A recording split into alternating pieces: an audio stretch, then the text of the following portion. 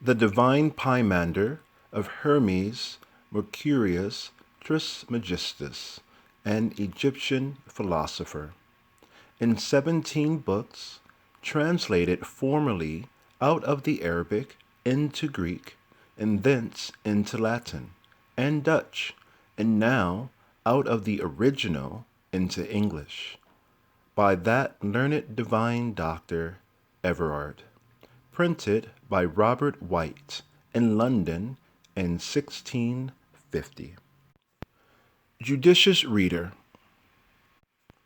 this book may justly challenge the first place for antiquity, for all of the books in the world being written some hundred of years late before Moses' time, as I shall endeavor to make good, the original, as far as it is known to us, is Arabic, and several translations thereof have been published, as Greek, Latin, French, Dutch, etc., but never English before.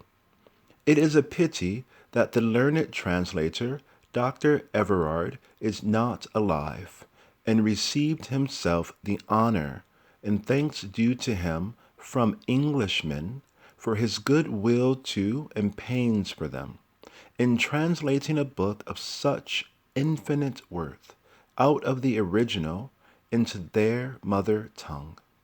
Concerning the author of the book itself, four things are considered, viz., his name, learning, country, and time.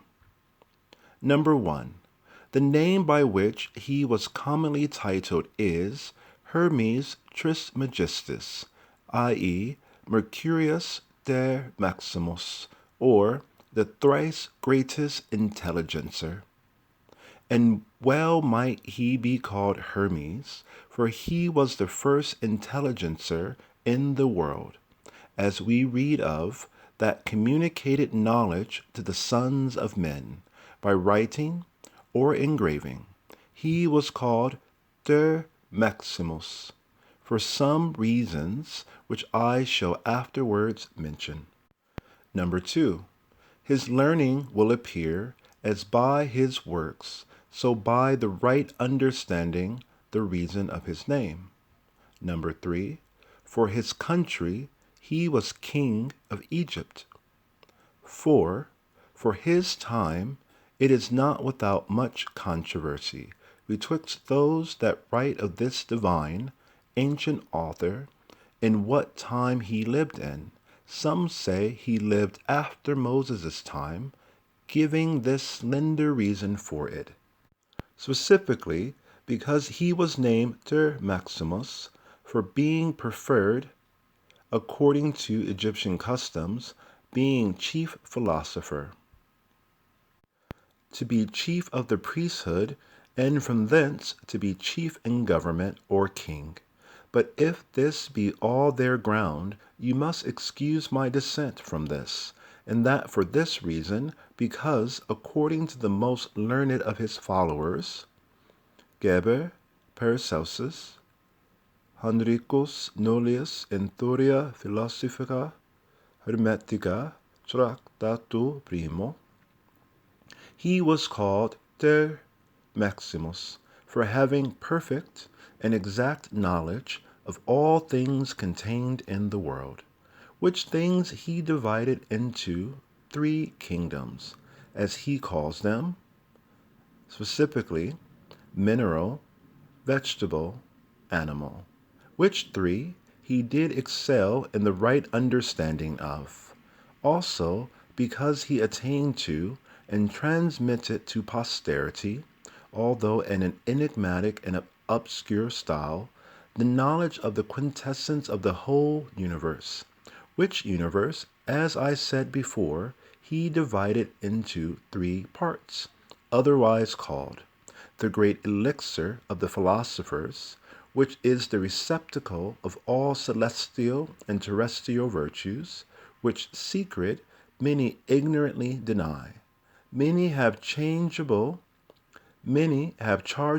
sought after, yet few, but some, yea, an Englishman, and Englishmen, Ripley, Bacon, Norton, etc., have happily found the description of this great treasure is said to be found engraved upon a Smaragdin table in the valley of Ebron after the flood, so that the reason before alleged to prove this author to live after Moses seems invalid.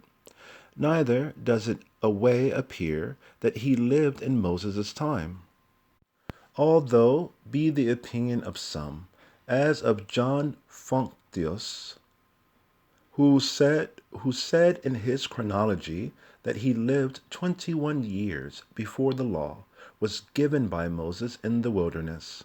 But the reasons that he and others give are far weaker than those that I shall give for his living before Moses' time. My reasons for that are these.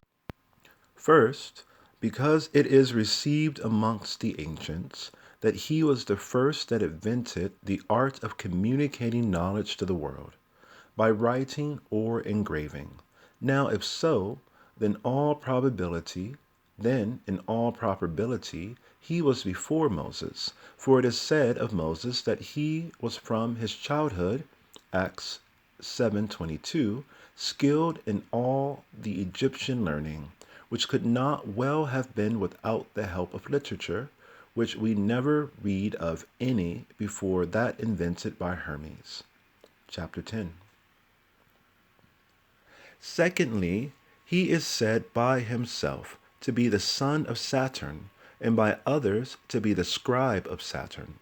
Now Saturn, according to historians, lived in the time of Serug, Abraham's great-grandfather, son Chroneiton. I shall but take in Sudes his judgment, and so rest satisfied that he did not live only before, but long before Moses.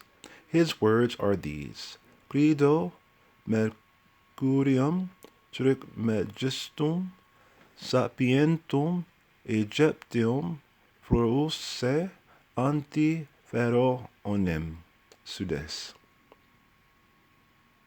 In this book, though so very old, is contained more true knowledge of God and nature than in all the books in the world besides, except only sacred writ, and they that shall judiciously read it and rightly understand it may well be excused from reading many books, the authors of which pretend so much to the knowledge of the Creator and creation.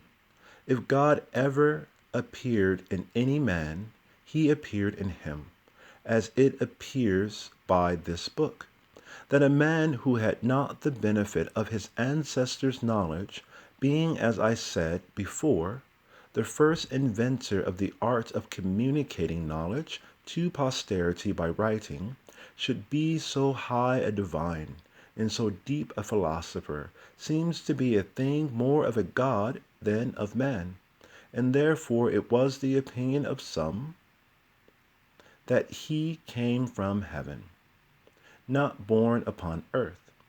There is contained in this book that true philosophy without which it is impossible ever to attain to the height and exactness of piety and religion. According to this philosophy, I call him a philosopher that shall learn and study the things that are, and how they are ordered, and governed, and by whom, and for what cause or to what end. And he that doth so will acknowledge thanks to and admire the omnipotent Creator, Preserver, and Director of all these things. And he that shall be thus truly thankful may truly be called pious and religious. And he that is religious shall more and more know where and what the truth is, and learning that, he shall yet be more and more religious. The glory and splendor of philosophy is an endeavoring to understand the chief good as the fountain of all good, Now how can we come near to or find out the fountain but by making use of the streams as a conduct to it? The operations of nature are streams running from the fountain of good, are the greatest atheists. As if the operations of nature are streams running from the fountain of good, which is God. I am not of the ignorant and foolish opinion of those that say the greatest philosophers are the greatest atheists, as if to know the works of God and to understand his goings forth in the way of nature must necessitate a man to deny God. The scripture, Job 38, disapproves of this as a sottish tenet, and experience contradicts it. For behold, here is the greatest philosopher, and therefore the greatest divine. Read understandingly this ensuing book, and for thy help thou mayest make use of the voluminous commentary written upon it. Then it will speak more for its author than can be spoken by any man, at least by me. Thine in the love of truth, J.F. The title of every book of Hermes Trismegistus: 1. His first book. 2. Poemander. 3. The Holy Sermon. 4. The Key. 5. That God is not manifest, and yet most manifest. 6. That in God alone is good. 7. His secret sermon in the Mount of Regeneration and the profession of silence. 8. That the greatest evil in man is not knowing God. 9. A universal sermon to Asclepius. 10. The mind to Hermes. 11. Of the common mind to Tet. 12. His crater Armonus. 13. Of sense and understanding. 14. Of operation and sense. 15.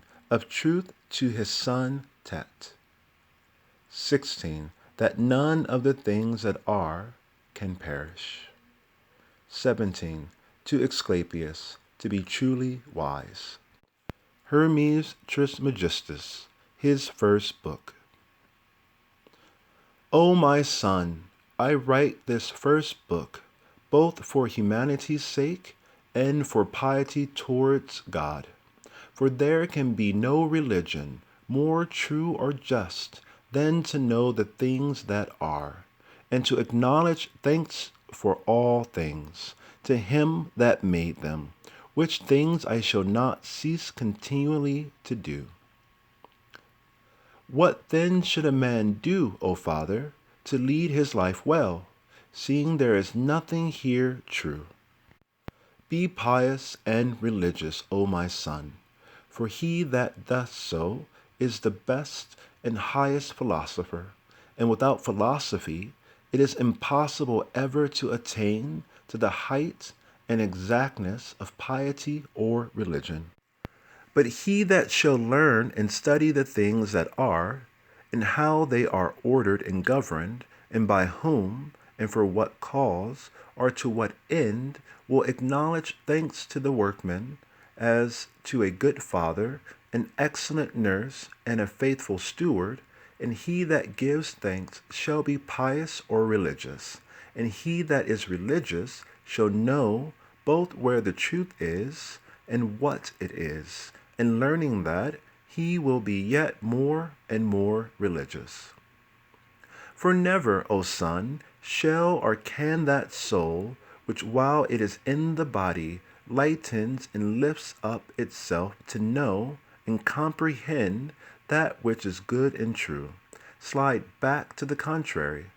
For it is infinitely enamored thereof, and forgetteth all evils, and when it hath learned and known its father and progenitor, it can no more apostatize or depart from that good. And let this, O my son, be the end of religion and piety, whereunto, when thou art once arrived, thou shalt both live well and die blessedly, whilst thy soul is not ignorant whether it must return and fly back. For this only, O son, is the way to the truth, which our progenitors travelled in which and by which, making their journey, they at length attain to the good. It is a venerable way, and plain, but hard and difficult for the soul to go, and that is in the body.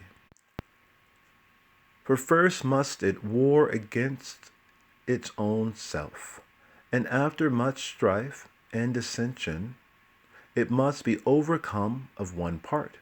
For the contention is of one against two, whilst it flies away, and they strive to hold and detain it. But the victory of both is not like.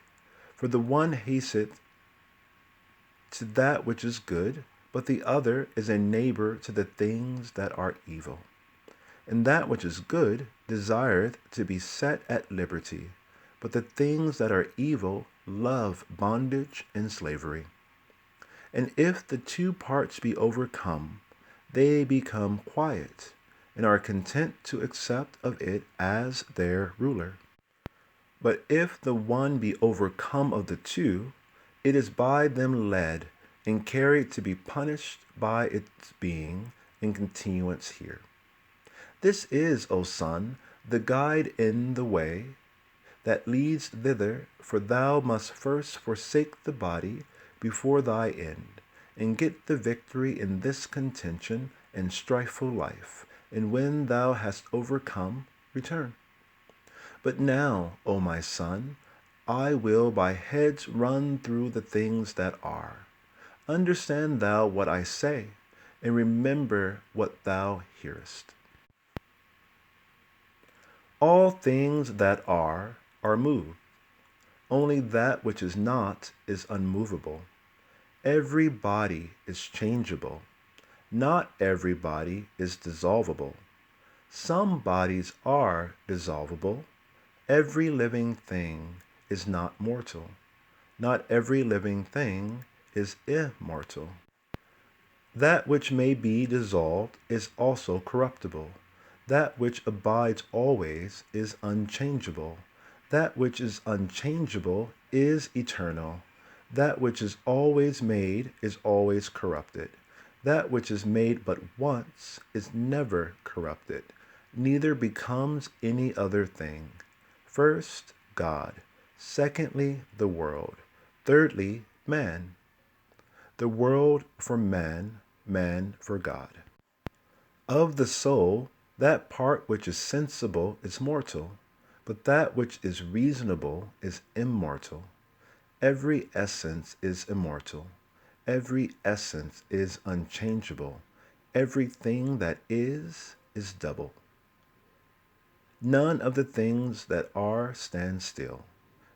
Not all things are moved by a soul, but everything that is moved by a soul. Everything that suffers is sensible. Everything that is sensible suffereth. Everything that is sad rejoiceth also, and is a mortal living creature. Not everything that joyeth is also sad, but is an eternal living thing. Not every body is sick. Every body that is sick is dissolvable. The mind in God. Reasoning, or disputing, or discoursing in men. Reason in the mind. The mind is void of suffering. No thing in a body true. All that is incorporeal is void of lying. Everything that is made is corruptible. Nothing good upon earth, nothing evil in heaven. God is good, man is evil. Good is voluntary or of its own accord. Evil is involuntary or against its will. The gods choose good things as good things. Time is a divine thing. Law is humane. Malice is the nourishment of the world. Time is the corruption of man. Whatsoever is in heaven is unalterable. All the earth is alterable. Nothing in heaven is servanted, nothing upon earth free. Nothing unknown in heaven, nothing known upon earth. The things upon earth communicate not with those in heaven. All things in heaven are unblameable. All things upon earth are subject to reprehension. That which is immortal is not mortal. That which is mortal is not immortal. That which is sown is not always begotten, but that which is begotten is sown. Of a dissolvable body, there are two times, one for sowing to generation, one from generation to death. Of an everlasting body, the time is only for the generation. Dissolvable bodies are increased and diminished. Dissolvable matter is altered into contraries, to wit, corruption and generation, but eternal matter into itself and its like. The generation of man is corruption. The corruption of man is the beginning of generation.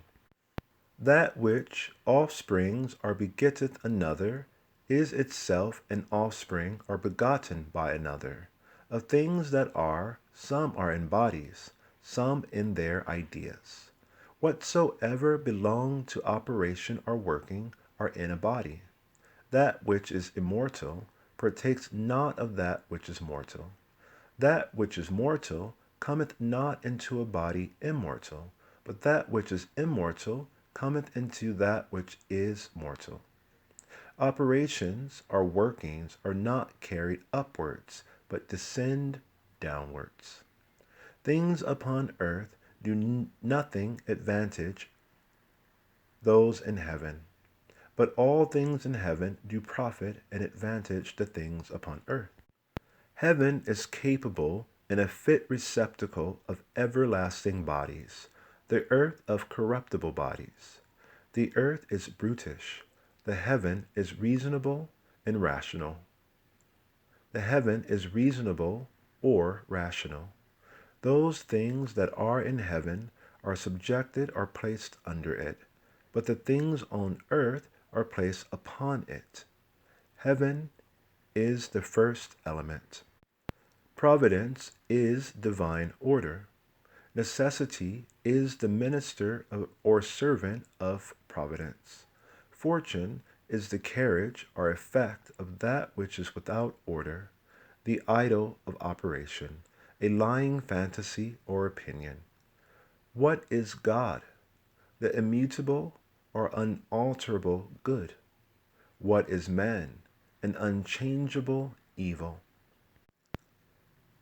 If thou perfectly remember these heads, thou canst not forget those things which in more words I have largely expounded unto thee. For these are the contents or abridgment of them. Avoid all conversation with the multitude or common people, for I would not have thee subject to envy, much less to be ridiculous unto the many. For the like always takes to itself that which is like, but the unlike never agrees with the unlike. Never agrees with the unlike. Such discourses as these have very few auditors, and peradventure very few will have, but they have something peculiar unto themselves. They do rather sharpen, and what evil men to their maliciousness. Therefore it behoveth to avoid the multitude, and take heed of them, as not understanding the virtue and power of the things that are said. How dost thou mean, O Father? Thus, O Son, the whole nature and composition of those living things called men, is very prone to maliciousness, and is very familiar, and as it were nourished with it, as it were nourished with it, once again.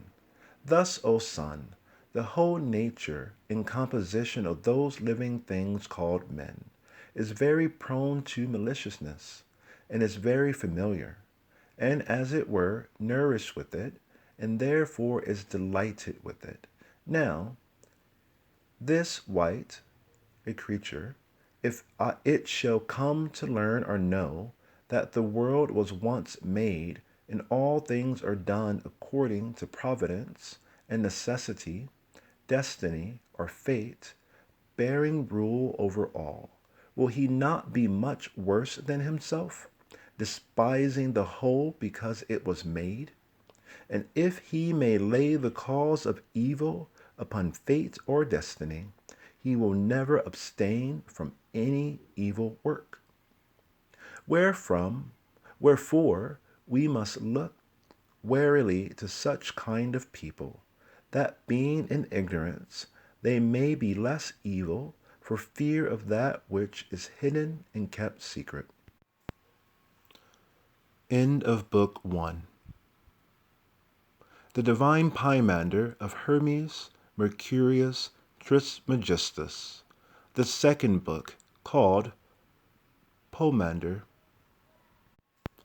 My thoughts being once seriously bruised about the things that are, and my understanding lifted up, all my bodily senses being exceedingly holden back, as it is with them that are very heavy of sleep, by reason either of fullness of meat or of bodily labor. Methought I saw one of an exceeding great stature, of an infinite greatness, call me by my name, and say unto me, what wouldest thou hear and see? Or what wouldest thou understand, to learn and know? Then said I, who art thou? I am, quoth he, Poemander, the mind of the great Lord, the most mighty and absolute Emperor. I know what thou wouldest have, and I am always present with thee. Then said I would learn the things that art, and understand the nature of them, and know God. How? Said he. I answered, that I would gladly hear, that I would gladly hear. Then he, have me again in thy mind, and whatever thou wouldest learn, I will teach thee. When he had thus said, he was changed in his idea or form, and straightway, in the twinkling of an eye, all things were opened unto me, and I saw an infinite sight. All things were become light, both sweet and exceedingly pleasant, and I was wonderfully delighted in the beholding it. But after a little while there was a darkness made in part, coming down obliquely, fearful and hideous, which seemed unto me to be changed into a certain moist nature, unspeakably troubled, which yielded a smoke as from fire, and from whence proceeded a voice unutterable, and very mournful, but inarticulate, insomuch that it seemed to have come from the light. Then from that light a certain holy word joined itself unto nature, and out flew the pure and unmixed fire from the moist nature upward on high. It is exceedingly light, and sharp, and operative withal.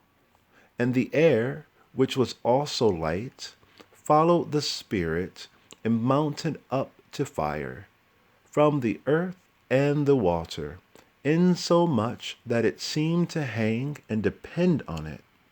And the earth and the water stayed by themselves, so mingled together, that the earth could not be seen for the water, but they were moved, because of the spiritual word that was carried upon them.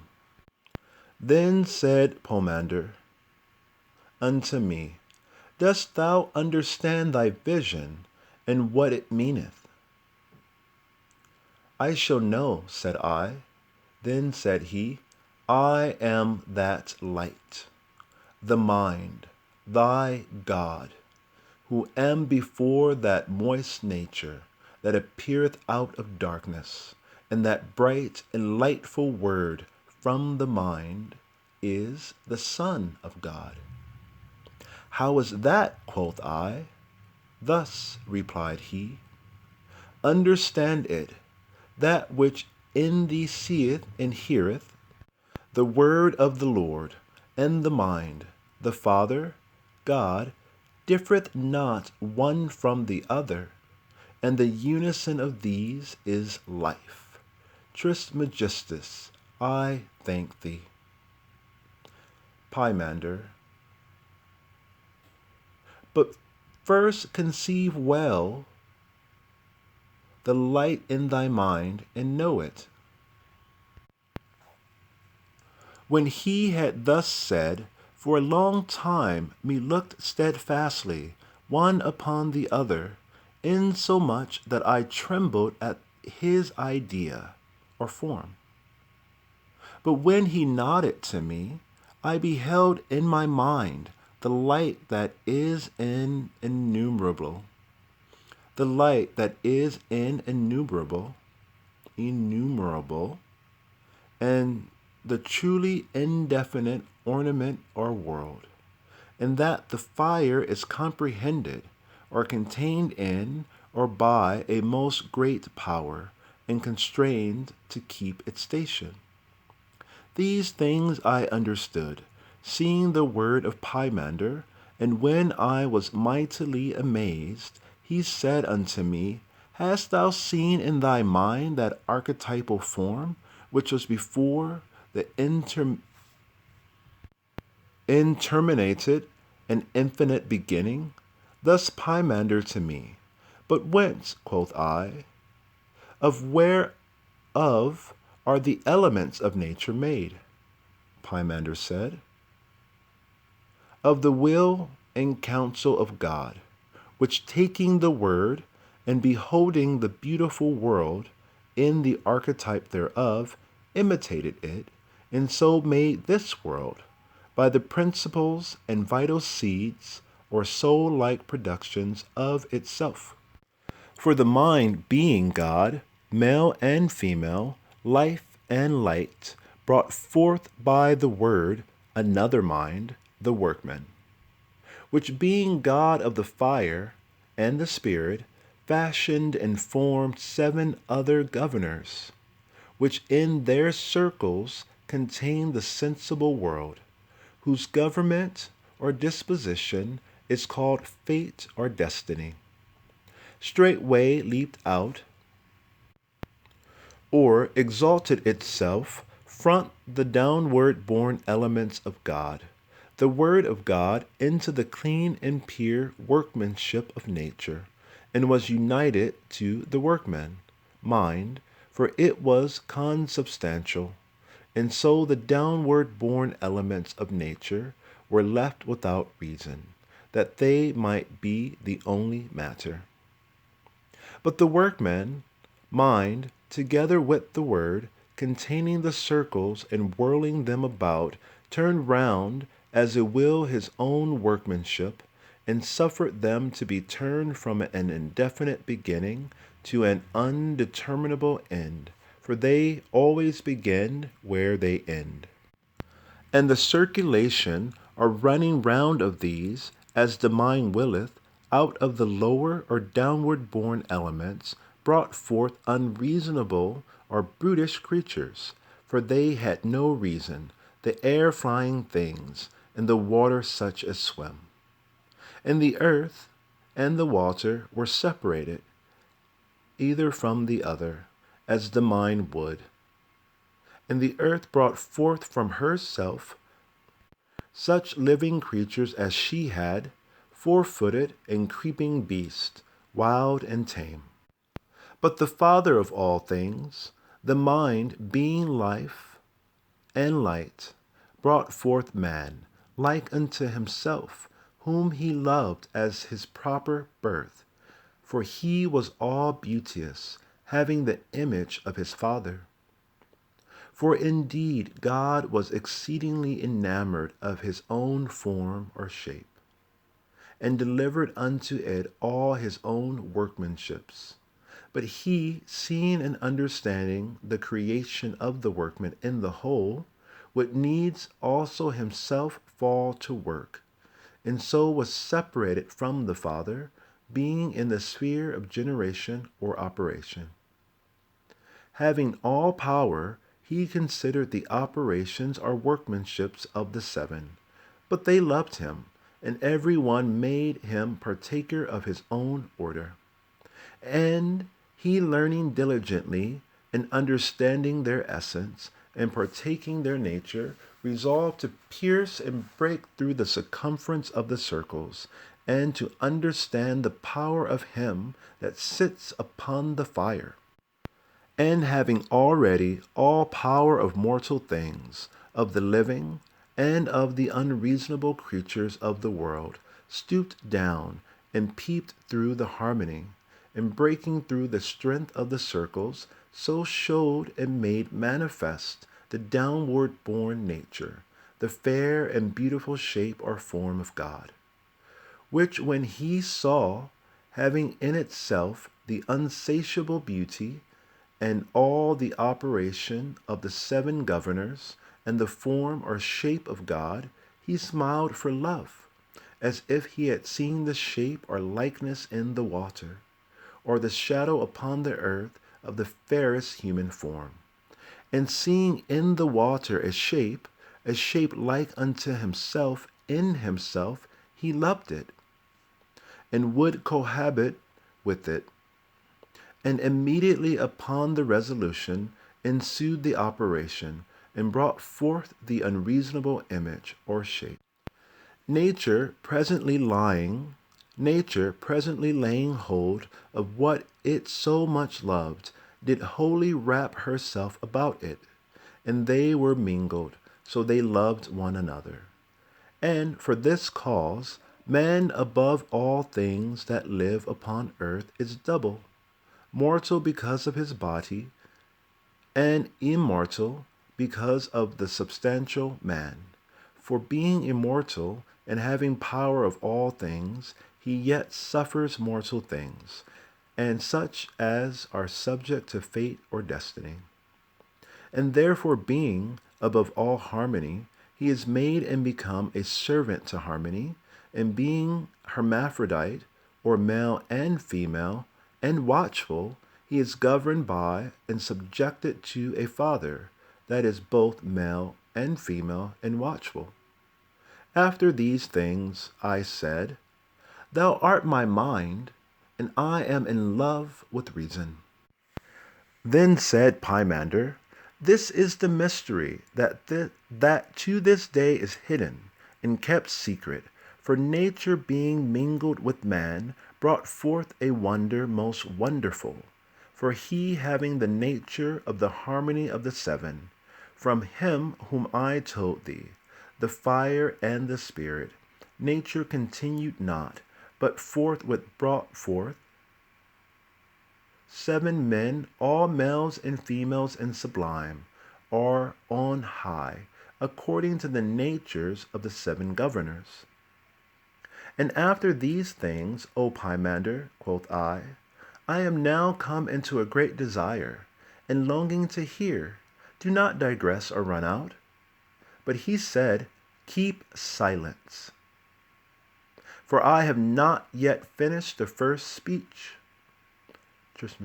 Behold, I am silent.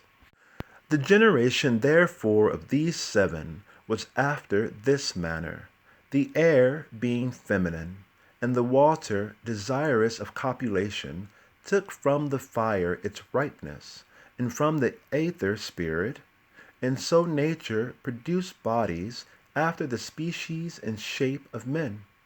And man was made of life and light, into soul and mind, and life the soul, of light the mind.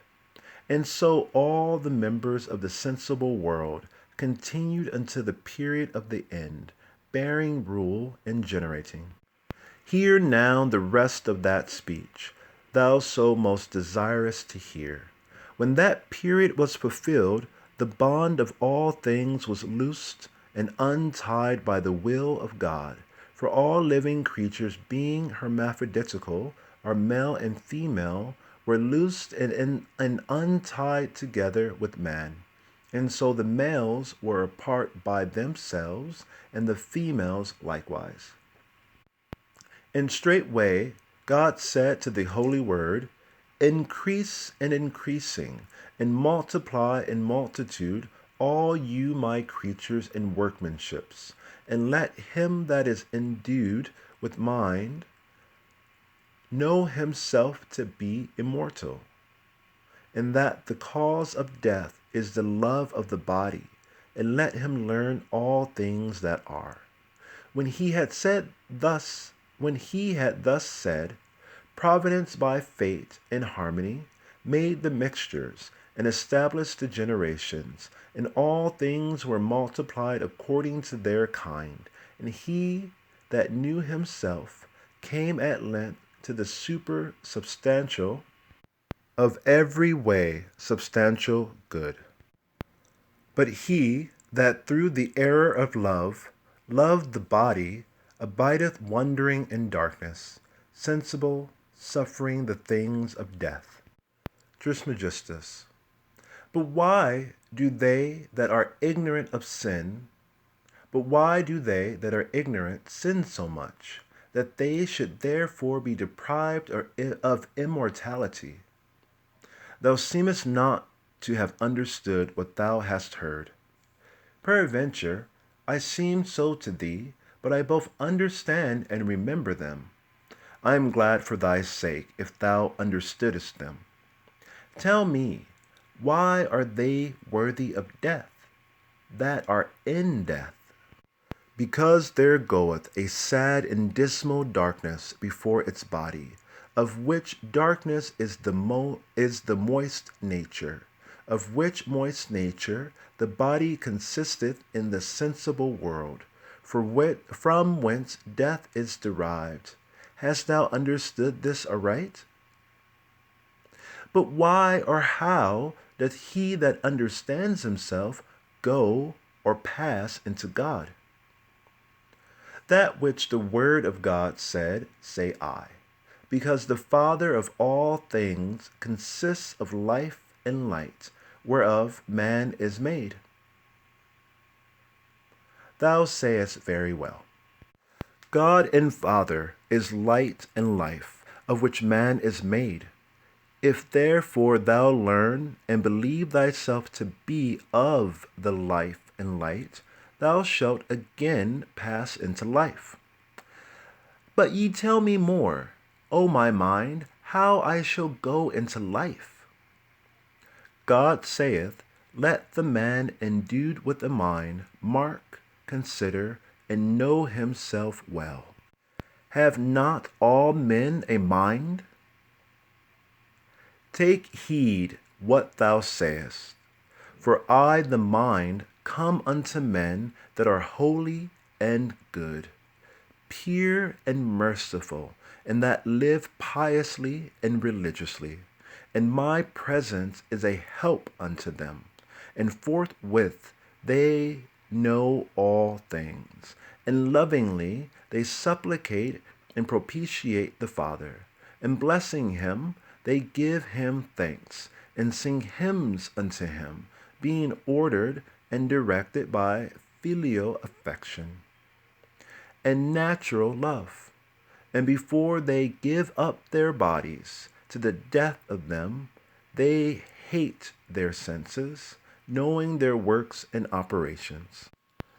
Rather, I that am the mind itself will not suffer the operations or works, which happen or belong to the body, to be finished and brought to perfection in them. But being the porter and doorkeeper, I will shut up the entrances of evil, and cut off the thoughtful desires of filthy works. But to the foolish, and evil, and wicked, and envious, and covetous, and murderous, and profane, I am far off giving place to the avenging demon, which applying unto him the sharpness of fire, tormenteth such a man sensibly, and armeth him the more to all wickedness, that he may obtain the greater punishment. And such a one never ceaseth, having unfulfillable desires and unsatiable concupiscences, and always fighting in darkness, for the demon afflicts and tormenteth him continually, and increaseth the fire upon him more and more. Thou hast, O mind, most excellently taught me all things, as I desired. But tell me moreover, after the return is made, what then? First of all, in the resolution of the material body, the body itself is given up to alterations, and the form which it had becometh invisible, and the idle manners are permitted, and left to the demon, and the senses of the body return into their fountains, being parts, and again made up into operations. And anger and concupiscence go into the brutish or unreasonable nature, and the rest striveth upward by harmony. And to the first zone it giveth the power it had of increasing and diminishing. To the second, the machination or plotting of evils, and one effectual deceit or craft. To the third, the idle deceit of concupiscence. To the fourth, the desire of rule, and unsatiable ambition.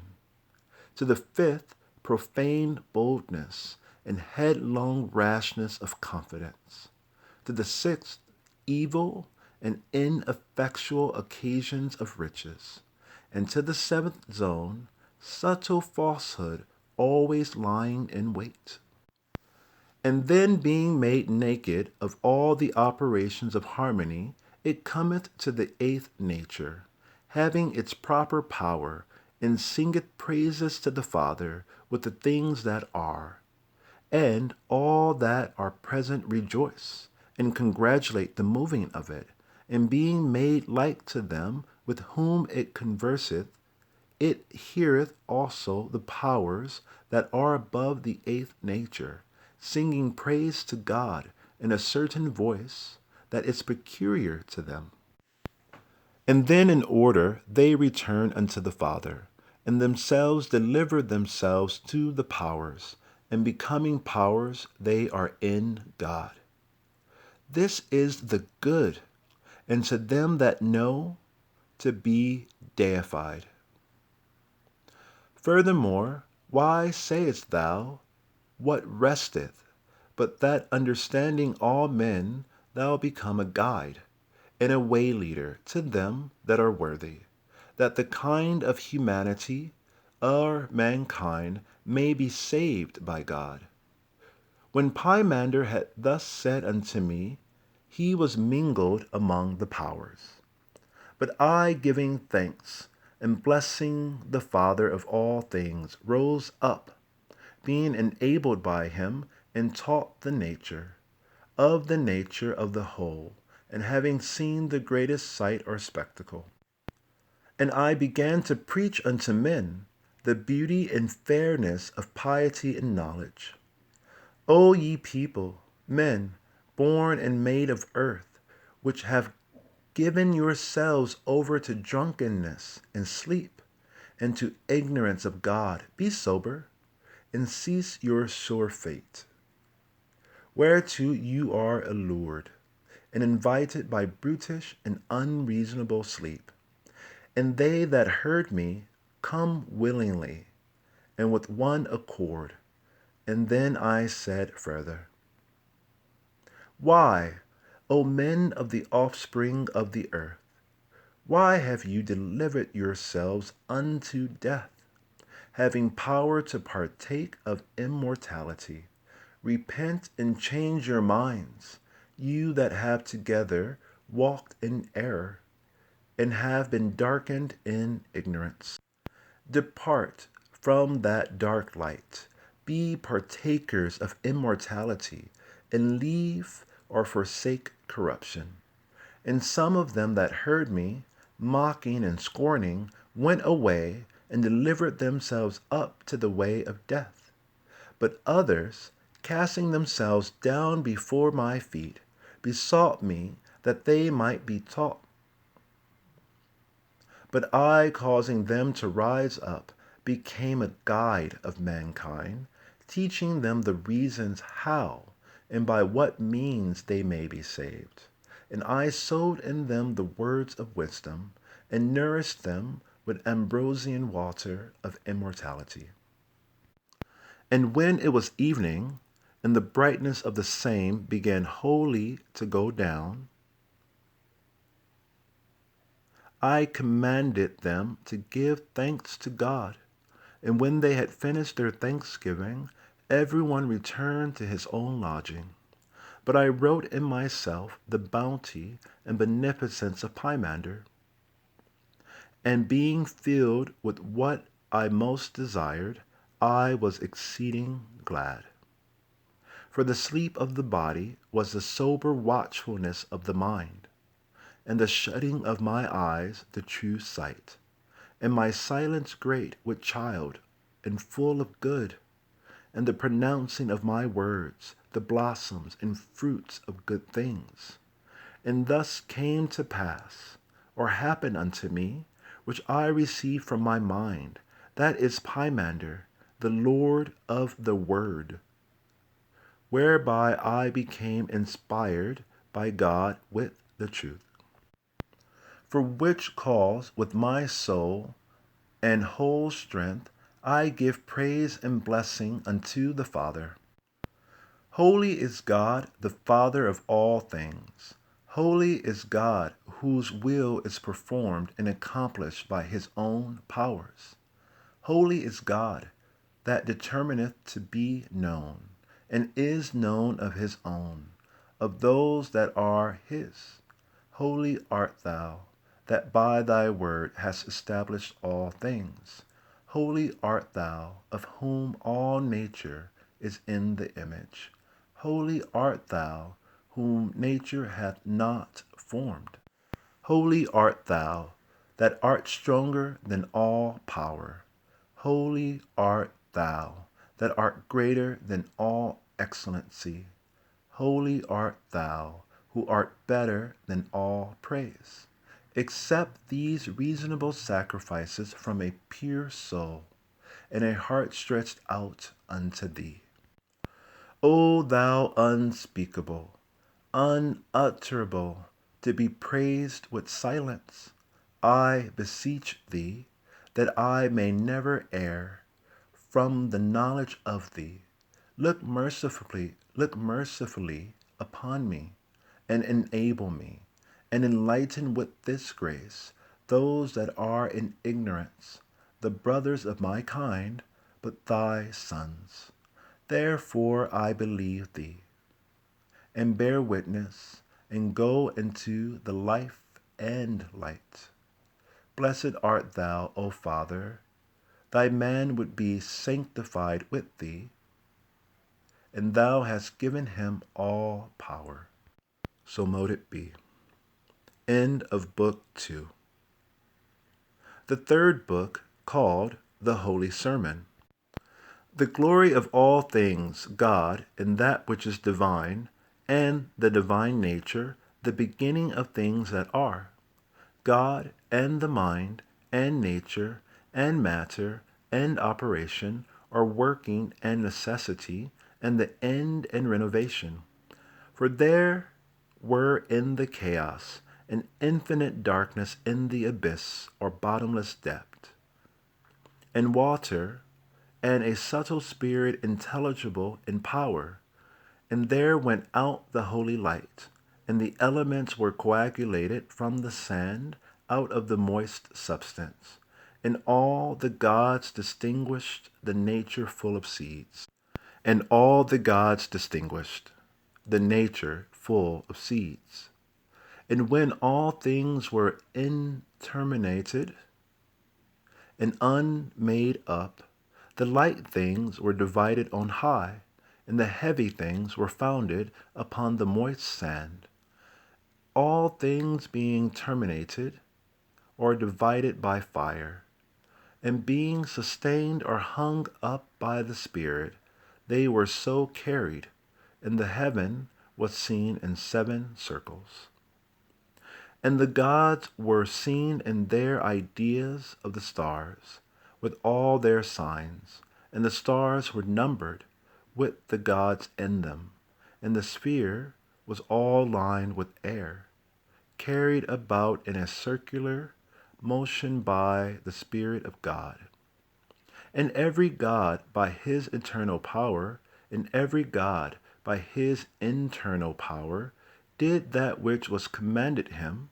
And there were made 4-footed things, and creeping things, and such as live in the water, and such as fly, and every fruitful seed and grass, and the flowers of all greens, and which had sowed in themselves the seeds of regeneration, and also the generations of men to the knowledge of the divine works, and a lively or working testimony of nature, and a multitude of men, and the dominion of all things under heaven, and the knowledge of good things, and to be increased and increasing, and multiplied in multitude, and every soul in flesh, by the wonderful working of the gods in the circles, to the beholding of the heaven, the gods, divine works, and the operations of nature, and for signs of good things, and the knowledge of the divine power, and to find out every cunning workmanship and good things.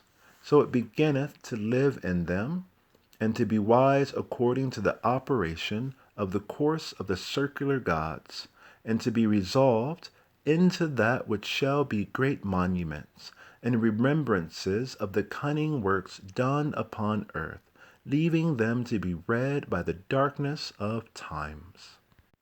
And every generation of living flesh, of fruit, seed, and all handicrafts, though they be lost, must of necessity be renewed by the renovation of the gods, and of the nature of a circle, moving in number, for it is a divine thing, that every world temperature should be renewed by nature, for in that which is divine is nature also established. End of the 3rd book. The 4th book, called The Key. Yesterday's speech, O Asclepius, I dedicated to thee. This day's it is fit to dedicate to Tat, because it is an epitome of those general speeches that were spoken to him. God, therefore, and the Father, and the good, O Tat, have the same nature, or rather, also the same act and operation. For there is one name or appellation of nature, and increase, which concerneth things changeable, and another about things unchangeable, and about things unmovable. That is to say, things divine and human, each one of which himself will have so to be. But action or operation is of another thing, or elsewhere, as we have taught in other things, divine and human, which must here also be understood. For his operation or act is his will, and his essence to will all things to be. For what is God, and the Father, and the good, but the being of all things that yet are not, and the existence itself of those things that are. This is God, this is the Father, this is the good, whereunto no other thing is present or approacheth. For the world and the Son, which is also a Father by participation, is not for all that equally the cause of good and of life to living creatures. And if this be so, he is altogether constrained by the will of the good, without which it is not possible either to be or to be begotten or made. But the Father is the cause of his children, who hath a will both to sow and nourish that which is good by the Son. For good is always active or busy in making, and this cannot be in any other, but in him that taketh nothing, and yet willeth all things to be. For I will not say, O Tot, making them, for he that maketh is defective in much time, in which sometimes he maketh not, and also of quantity and quality, for sometimes he maketh those things that have quantity and quality, and sometimes the contrary. But God is the Father and the good, in being all things, for he both will be this, and it is, and yet all this for himself, as is true, in him that can see it. For all things else are for this. It is the property of God to be known. This is the good, O Tot. Thou hast filled us, O Father, with a sight both good and fair, and the eye of my mind is almost become more holy by the sight or spectacle. I wonder not at it, for the sight of good is not like the beam of the sun, which being of a fiery shining brightness, maketh the eye blind by his excessive light, that gazeth upon it, rather the contrary, for it enlighteneth, and so much increaseth the light of the eye, as any man is able to receive the influence of this intelligible clearness. For it is more swift and sharp to pierce, and innocent or harmless withal, and full of immortality, and they that are capable and can draw any store of this spectacle, and sight do many things fall asleep from the body, into this most fair and beauteous vision, which this Celeus and Saturn, our progenitors, obtained unto. I would we also, O Father, could do so. I would have could, O Son, but for the present we are less intent to the vision, and cannot yet open the eyes of our minds to behold the incorruptible and incomprehensible beauty of that good. But then shall we see it, when we have nothing at all to say of it? For the knowledge of it is a divine silence, and the rest of all the senses, for neither can he that understand anything else, nor he that sees that see anything else, nor hear any other thing, nor in some move the body.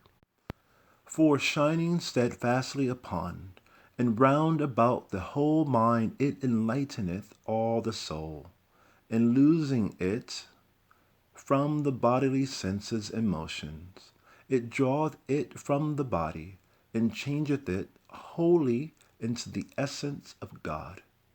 For it is possible for the soul, O Son, to be deified while yet it lodgeth in the body of man, if it contemplate the beauty of the good. How dost thou mean deifying, Father? There are differences, O Son, of every soul. But how dost thou again divide the changes? Hast thou not heard in the general speeches that from one soul of the universe are all those souls, which in all the world are tossed up and down, as it were, and severally divided?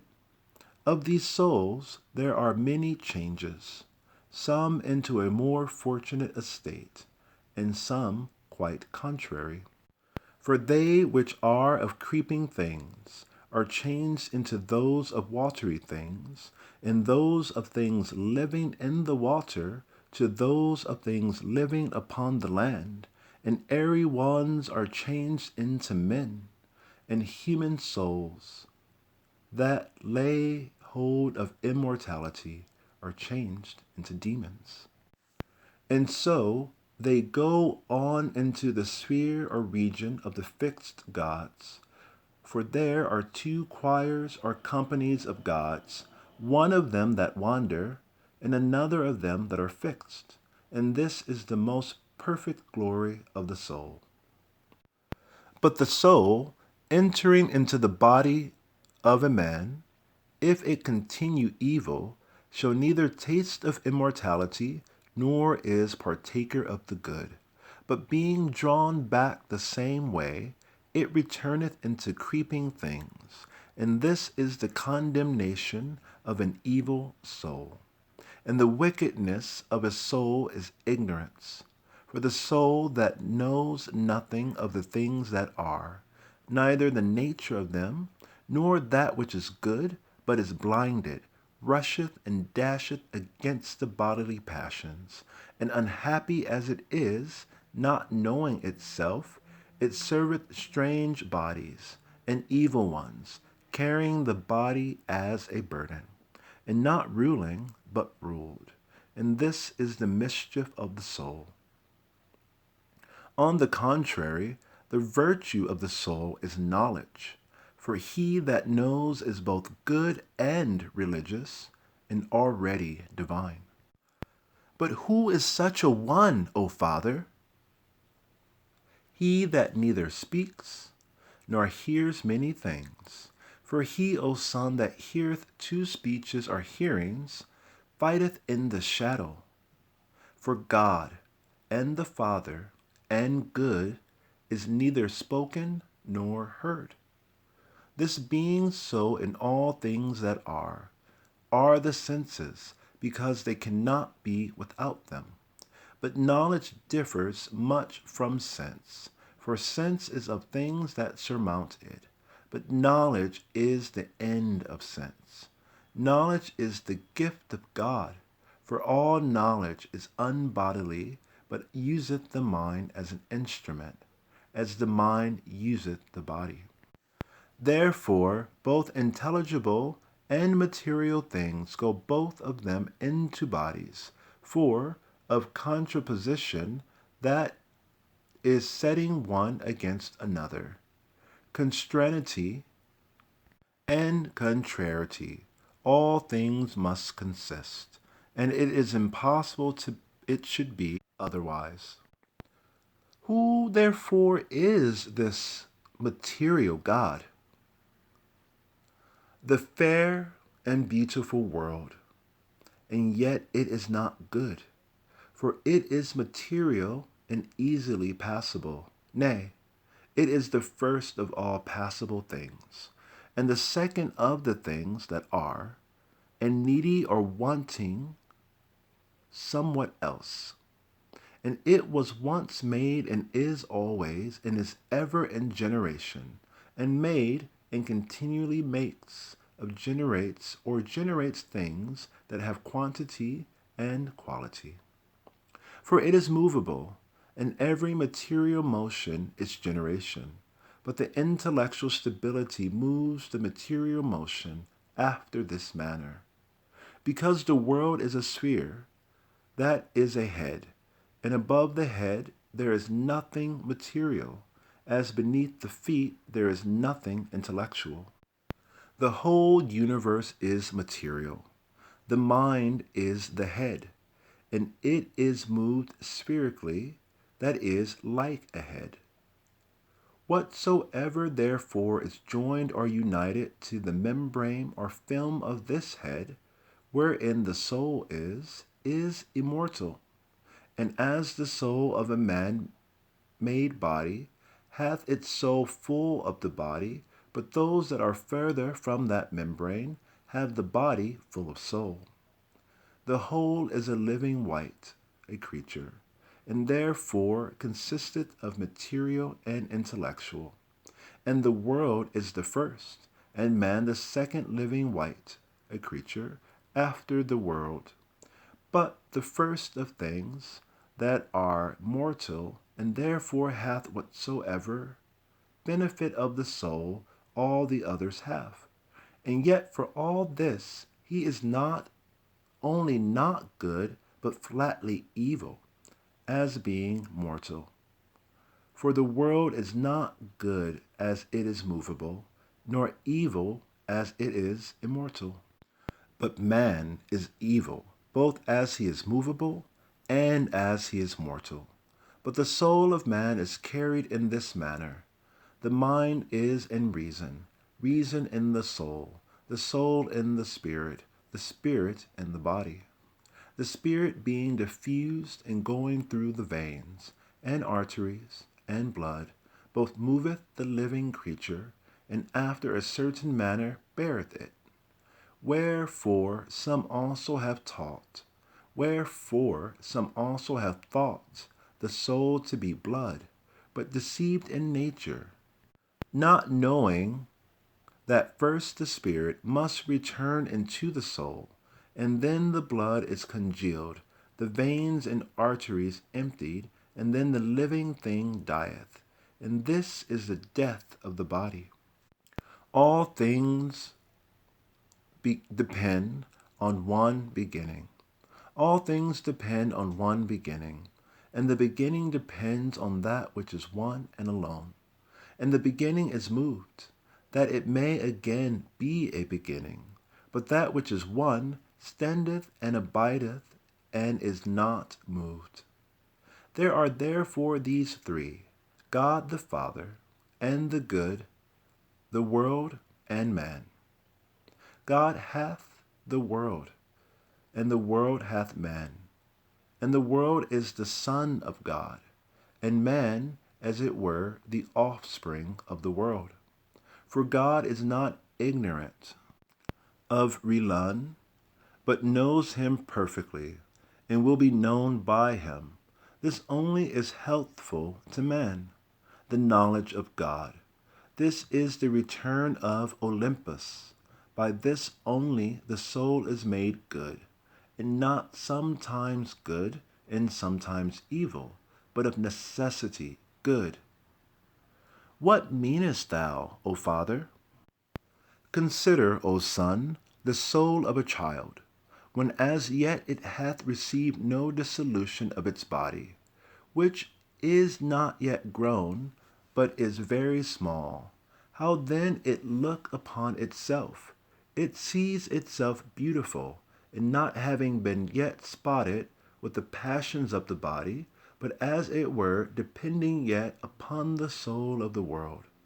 But when the body is grown and distracteth, the soul it engenders forgetfulness, and partakes no more of the fair and the good.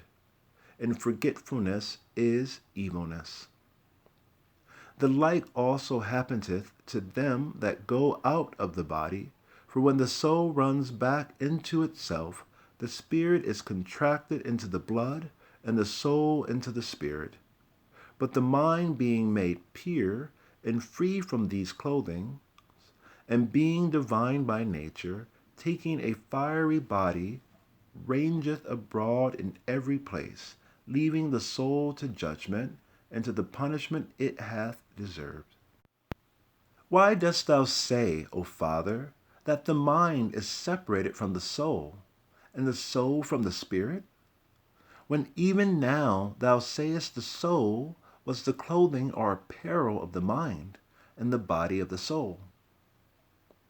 O Son, he that hears must co-understand, and conspire in thought with him that speaks. Yea, he must have his hearing swifter and sharper than the voice of the speaker. The disposition of these clothings or covers is done in an earthly body, for it is impossible that the mind should establish or rest itself naked and of itself in an earthly body. Neither is the earthly body able to bear such immortality, and therefore that it might suffer so great virtue, the mind compacted as it were, and took to itself the passible body of the soul, and as a covering or clothing. And the soul being also in some sort divine, useth the Spirit as her minister and servant, and the Spirit governeth the living thing. When therefore the mind is separated, and departeth from the earthly body, presently it puts on its fiery coat, which it could not do, having to dwell in an earthly body. For the earth cannot suffer fire, for it is all burned of a small spark. Therefore is the water poured round about the earth, as a wall of defense, to withstand the flame of fire. But the mind being the most sharp or swift of all the divine cogitations, and more swift than all the elements, hath the fire for its body. For the mind, which is the workman of all, useth the fire as his instrument in his workmanship. And he that is the workman of all used it to the making of all things, and as it used by man to the making of earthly things only. For the mind that is upon earth, void or naked of fire, cannot do the business of men, nor that which is otherwise the affairs of God. But the soul of man, and yet not every one, but that which is pious and religious, is angelical and divine. And such a soul, after it is departed from the body, having striven the strife of piety, becomes either mind or God. And the strife of piety is to know God, and to injure no man. In this way it becomes mind. But an impious soul abideth in its own essence, punished of itself, in seeking an earthly and human body to enter into. For no other body is capable of a human soul, neither is it lawful for a man's soul to fall into the body of an unreasonable living thing. For it is the law or decree of God to preserve a human soul for so great a contumely and reproach. How then is the soul of man punished, O Father? And what is its greatest torment? Impiety, O my son. For what fire hath so great a flame as it? Or what biting beast doth so tear the body as it doth the soul? Or dost thou not see how many evils the wicked soul suffereth, roaring and crying out, I am burned, I am consumed, I know not what to say or do, I am devoured, unhappy wretch, of the evils that compass and lay hold upon me, miserable that I am. I neither see nor hear anything. These are the voices of a punished and tormented soul, and not as many. And thou, O son, thinkest that the soul going out of the body grows brutish or enters into a beast, which is a very great error, for the soul punished after this manner. For the mind, when it is ordered or appointed to get a fiery body for the services of God, coming down into the wicked soul, torments it with the whips of sin, wherewith the wicked soul, being scourged, turns itself to murders, contumelies, and blasphemies, and divers violences, and other things by which men are injured. But into a pious soul the mind entering leads it into the light of knowledge, and such a soul is never satisfied with singing the praise to God, and speaking well of all men, in both words and deeds, always doing good in imitation of her Father. Therefore, O Son, we must give thanks and pray that we may obtain a good mind. The soul, therefore, may be altered or changed into the better, but into the worse it is impossible. But there is a communion of souls, and those of gods communicate with those of men, and those of men with those of beasts. And the better always takes of the worse, gods of men, men of brute beasts, but God of all. For he is the best of all, and all things are less than he. Therefore is the world subject unto God, man unto the world, and unreasonable things to men. But God is above all, and about all, and the beams of God are operations, and the beams of the world are natures, and the beams of man are arts and sciences, and operations do act by the world, and upon man by the nature beams of the world. But natures work by the elements, and man by arts and sciences. And this is the government of the whole, depending upon the nature of the one, and piercing or coming down by the one mind, than which nothing is more divine, and more efficacious or operative, and nothing more uniting, or nothing is more one. The communion of gods to men, and of men to God. This is the bonus genius, or good demon, blessed soul that is fullest of it, and unhappy soul that is empty of it. And wherefore, Father?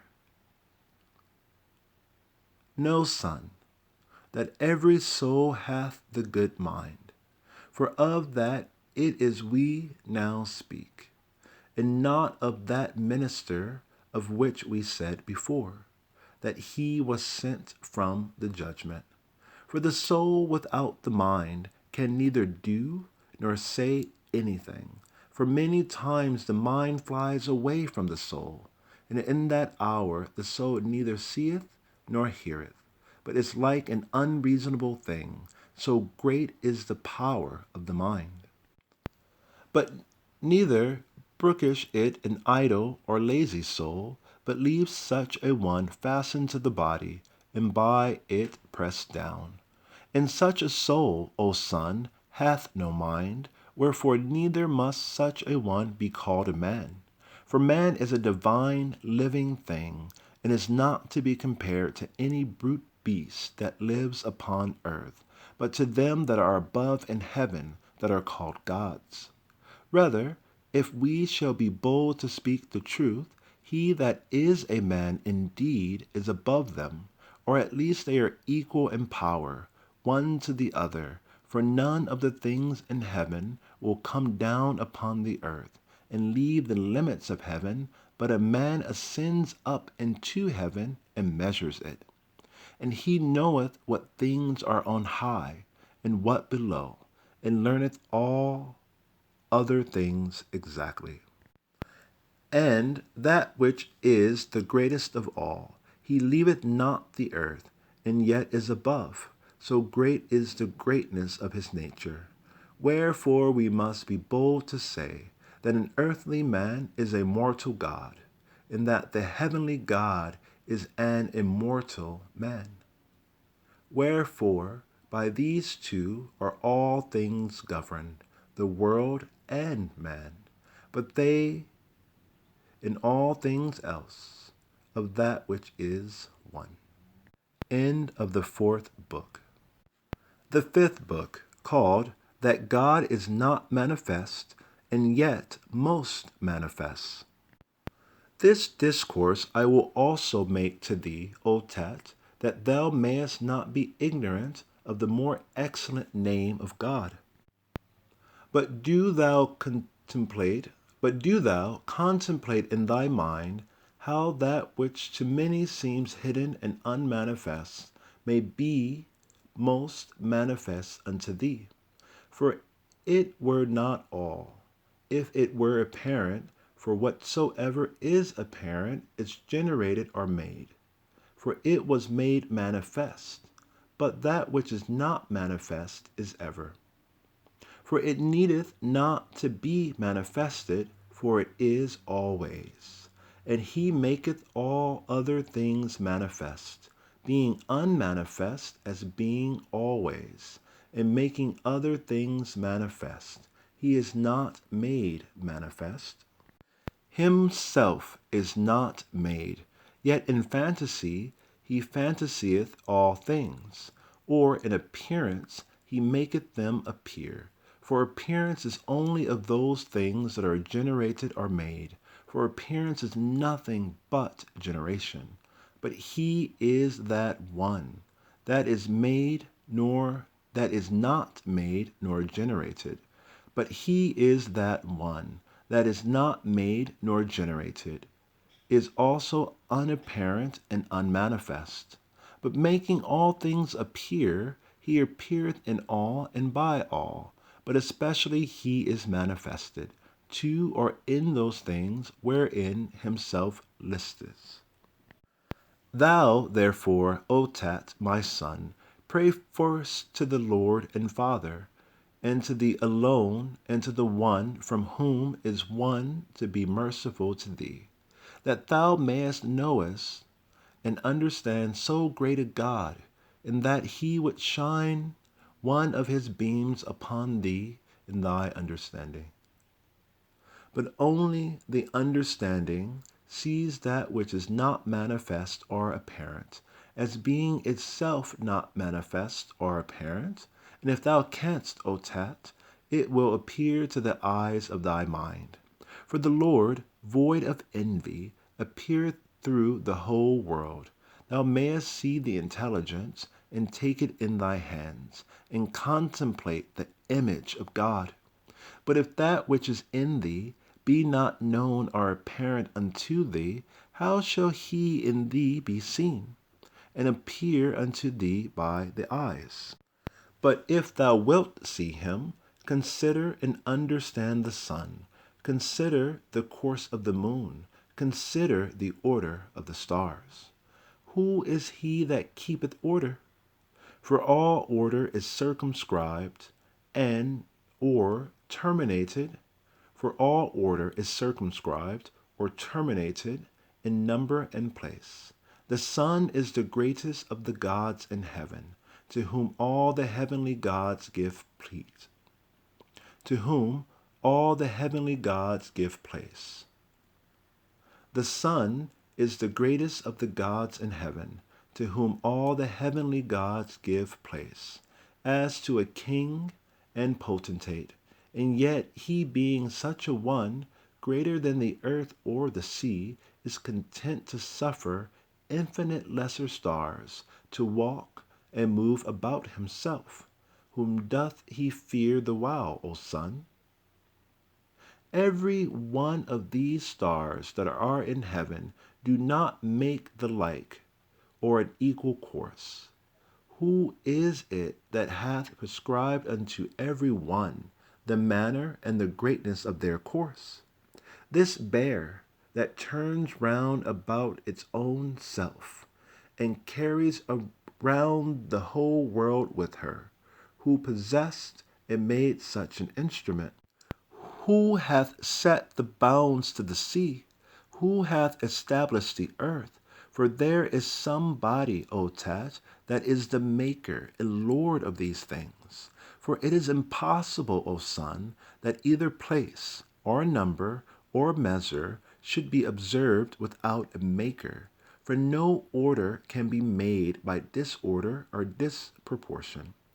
I would it were possible for thee, O my son, to have wings, and to fly into the air, and being taken up in the mist between earth and heaven, to see the stability of the earth, the fluidness of the sea, the courses of the rivers, the largeness of the air, the sharpness or swiftness of the fire, the motion of the stars, and the speediness of the heaven, by which it goeth round about all these. O son, what a happy sight it were, at one instant to see all these, that which is unmovable moved, and that which is hidden appear and be manifest. And if thou wilt see and behold this workman, even by mortal things that are upon the earth and in the deep, consider, O son, how man is made and framed in the womb, and examine diligently the skill and cunning of the workman, and learn who it was that wrought and fashioned the beautiful and divine shape of man, who circumscribed and marked out his eyes, who bore his nostrils and ears, who opened his mouth, who stretched out and tied together his sinews, who channeled the veins, who hardened and made strong the bones, who clothed the flesh with skin, who divided the fingers and the joints, who flatted and made broad the soles of the feet, who digged the pores, who stretched out the spleen, who made the heart like a pyramis, who made the liver broad, who made the lights spongy and full of holes, who made the belly large and capacious, who set to the outward view the more honorable parts and hid the filthy ones. See how many arts in one matter, and how many works in one superscription, and all exceedingly beautiful, and all done in measure, and yet all differing. Who hath made all these things? What mother, what father, save only God that is not manifest, that made all things by his own will? And no man says that a statue or an image is made without a carver or a painter. And was this workmanship made without a workman? O great blindness! O great impiety, ignorance! Never, O son Tat, canst thou deprive the workmanship of the workman.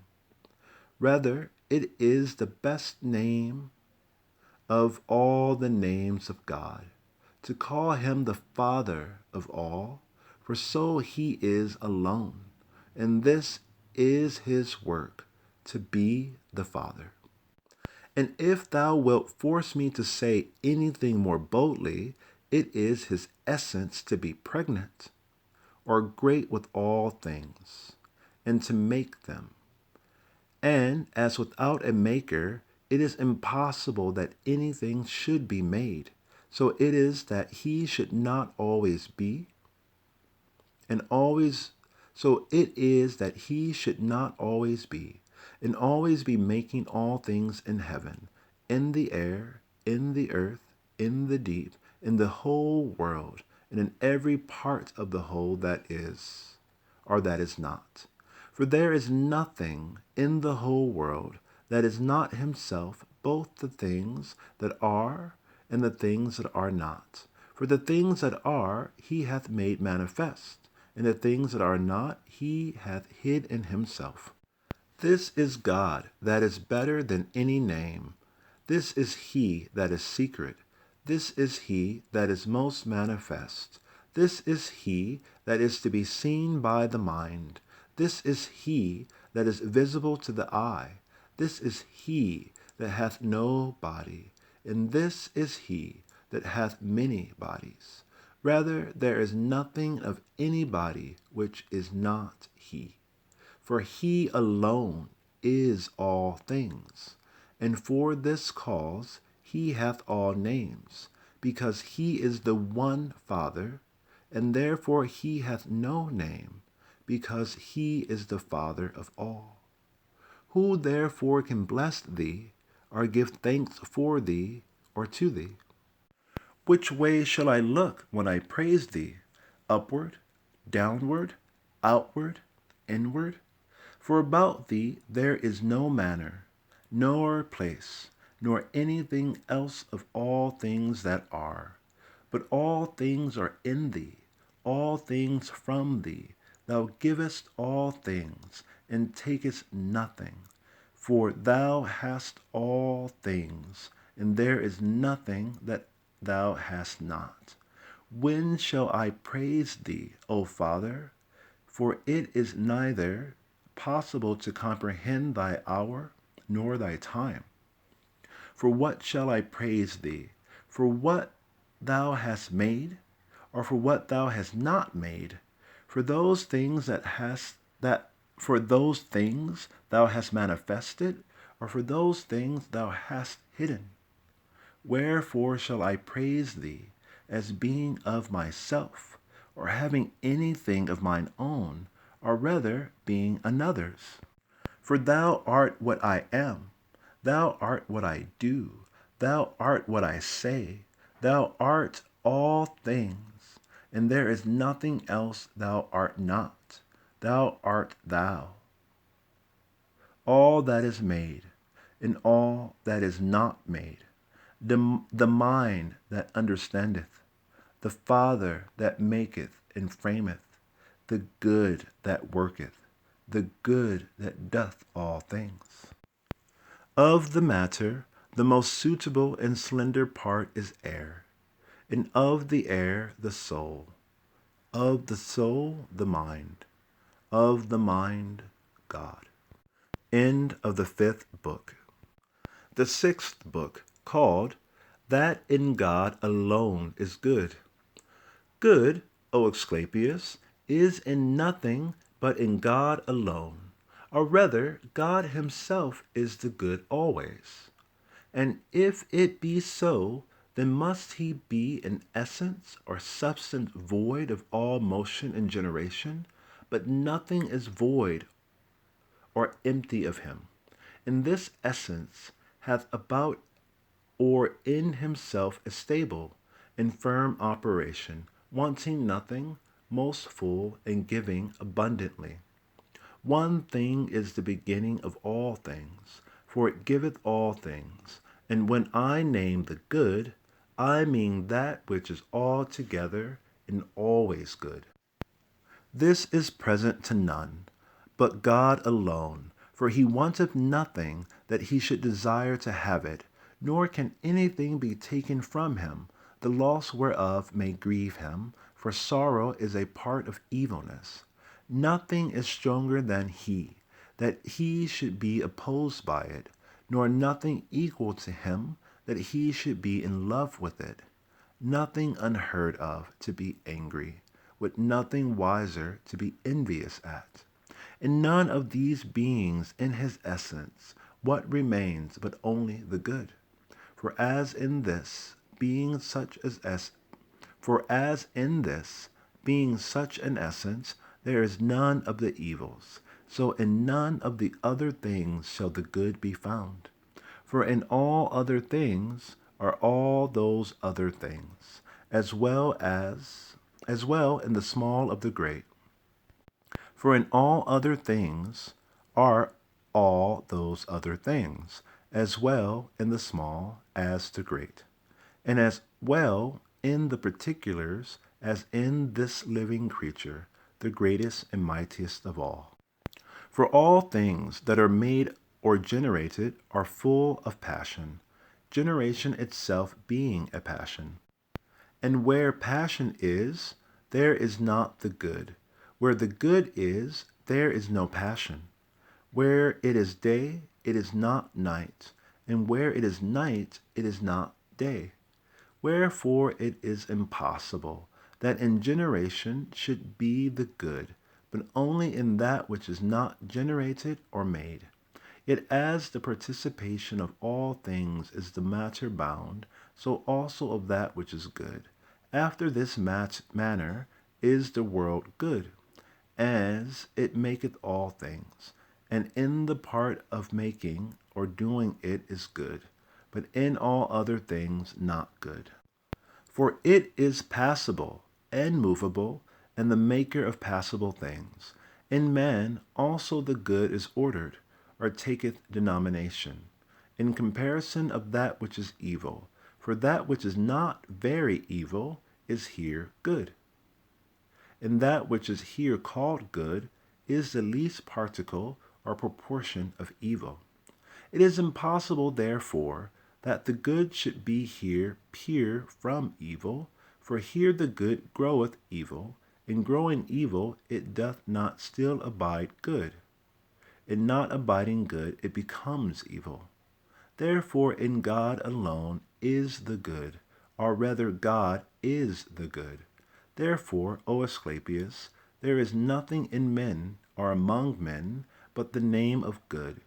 The thing itself is not, for it is impossible for a material body receiveth or comprehendeth, is not as being on every side encompassed and coarcted with evilness, and labors, and griefs, and desires, and wrath, and deceits, and foolish opinions.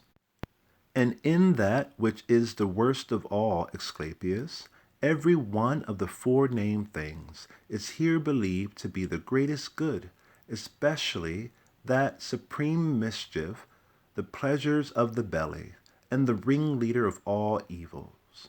Error is here the absence of the good. And I give thanks unto God, that concerning the knowledge of good, put this assurance in thy mind, and it is impossible it should be in the world. For the world is the fullness of evil, but God is the fullness of good, or good of God.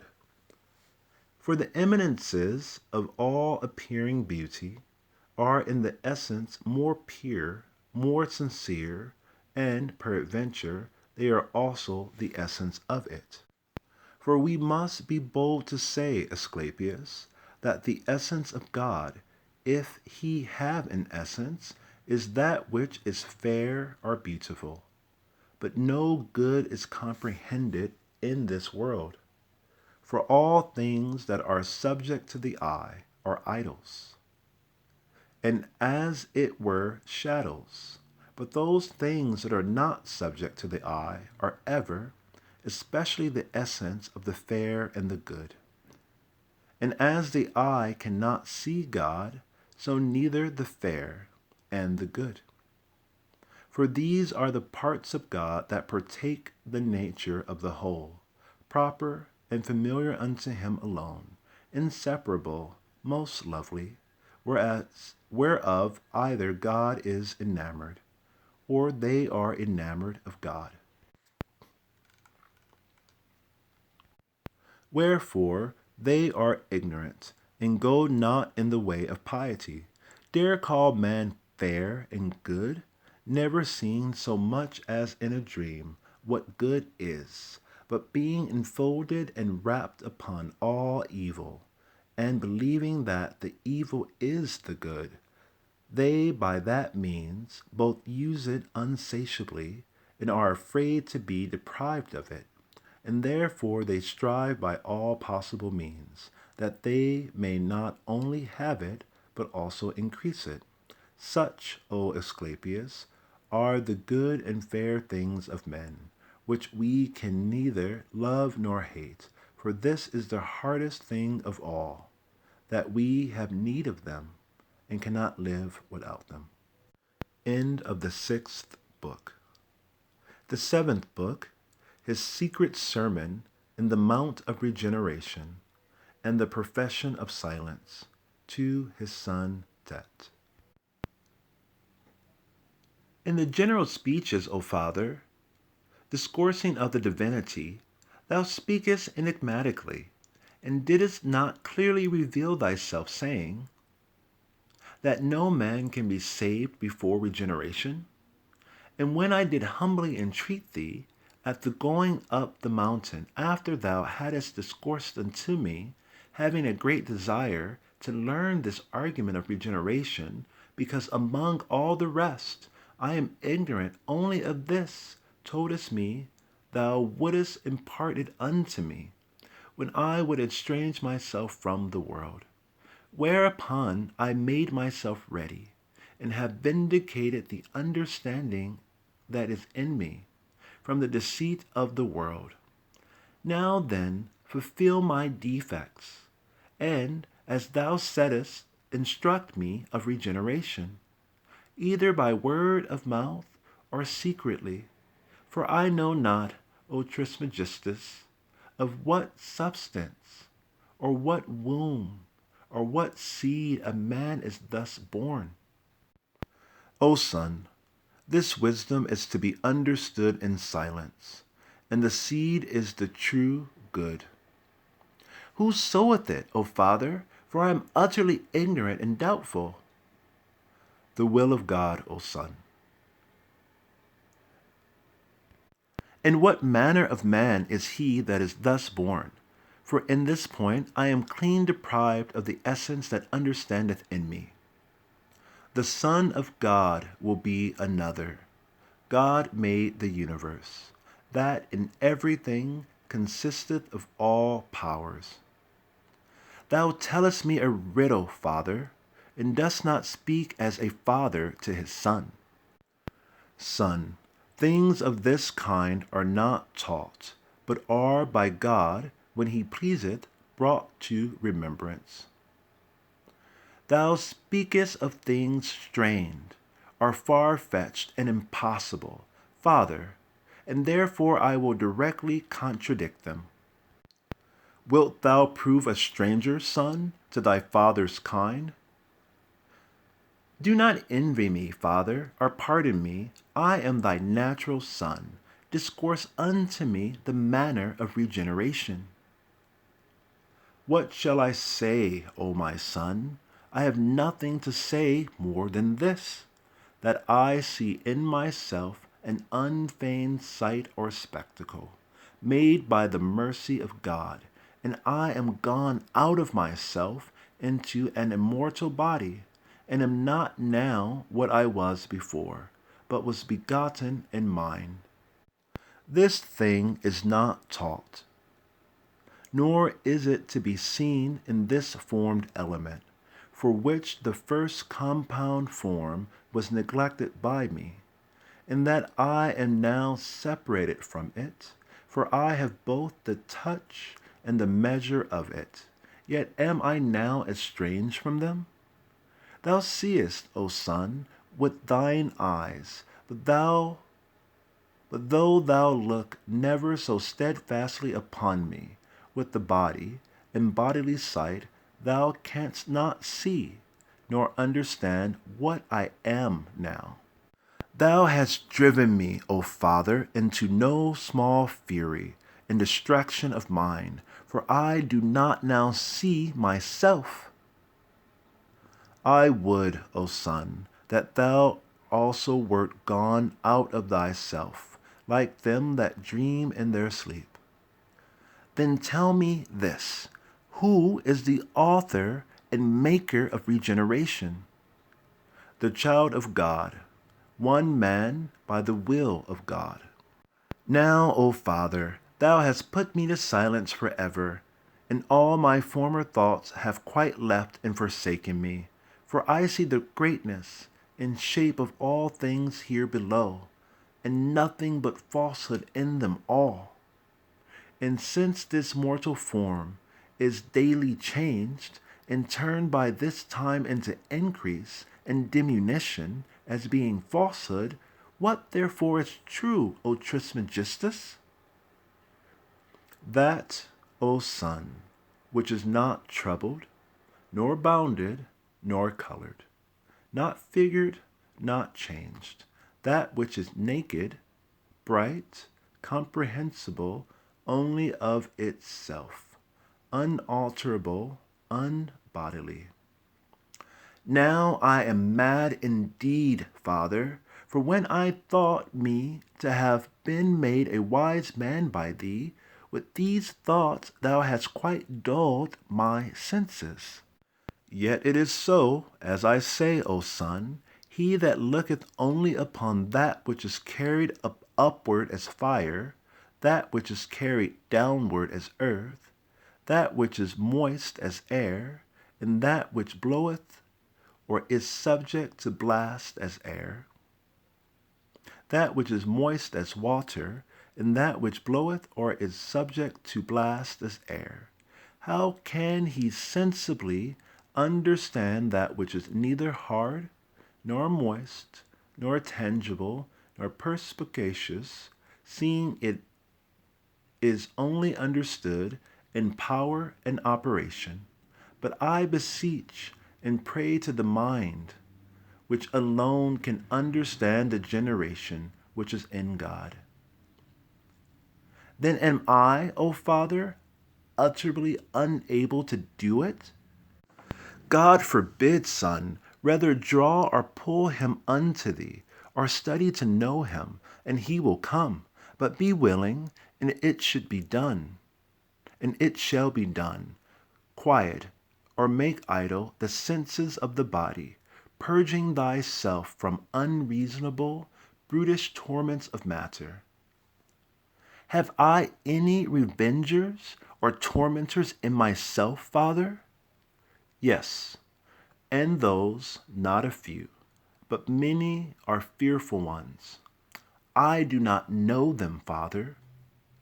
One torment, Son, is ignorance, a second, sorrow, a third, intemperance, a fourth, concupiscence, a fifth, injustice, a sixth, covetousness, a seventh, deceit, an eighth, envy, a ninth, fraud or guile, a 10th, wrath, an 11th, rashness, a 12th, maliciousness.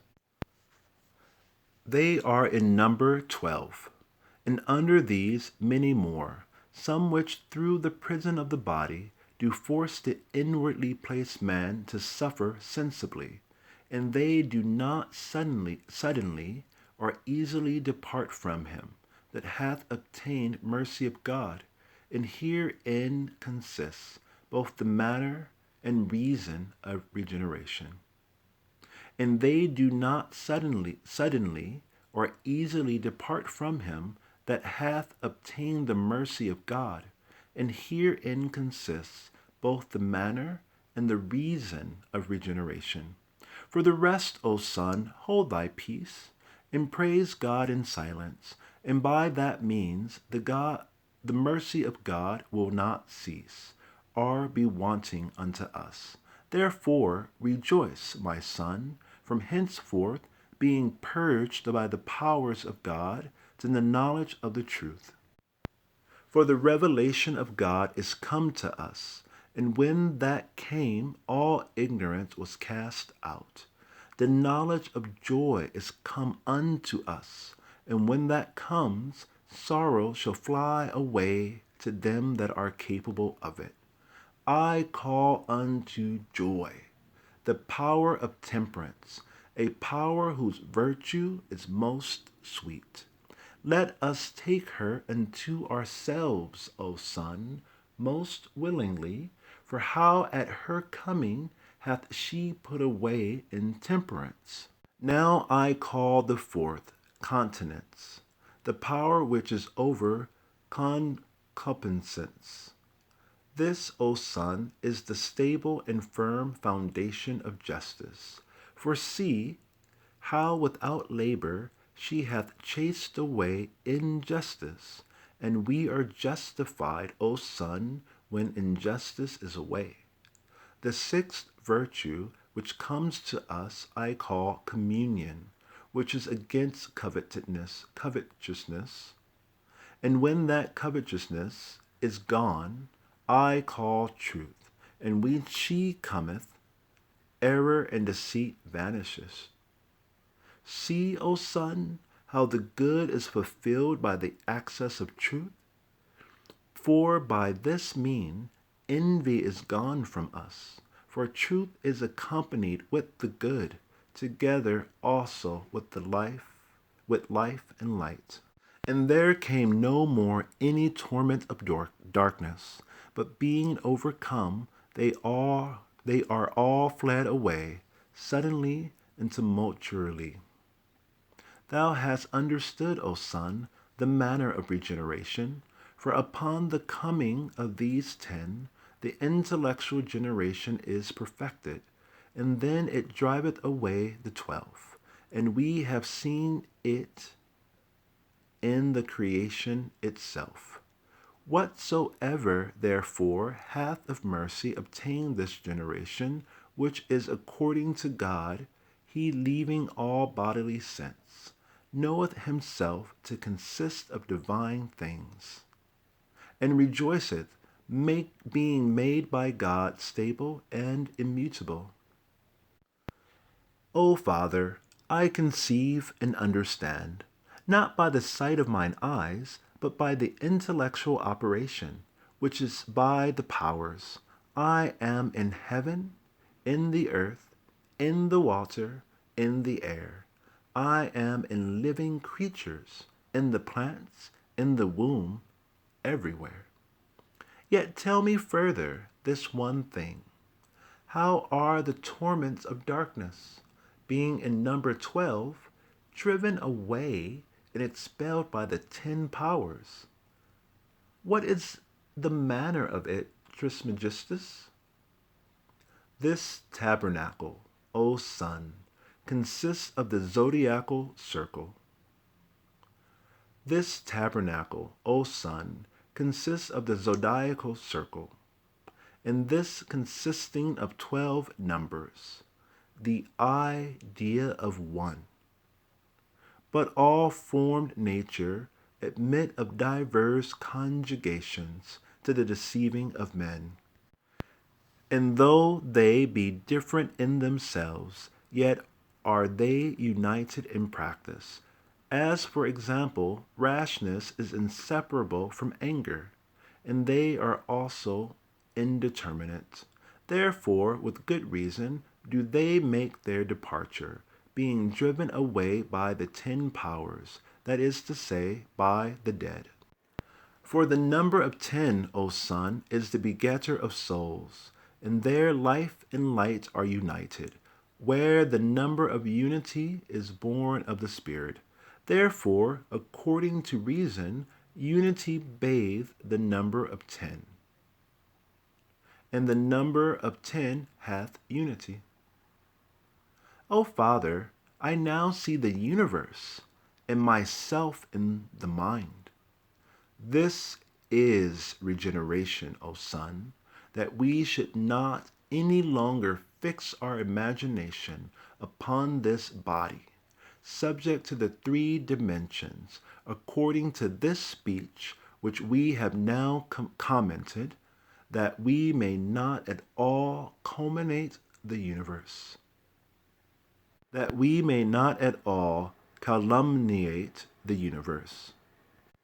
Tell me, O Father, this body that consists of powers, shall it ever admit of any dissolution?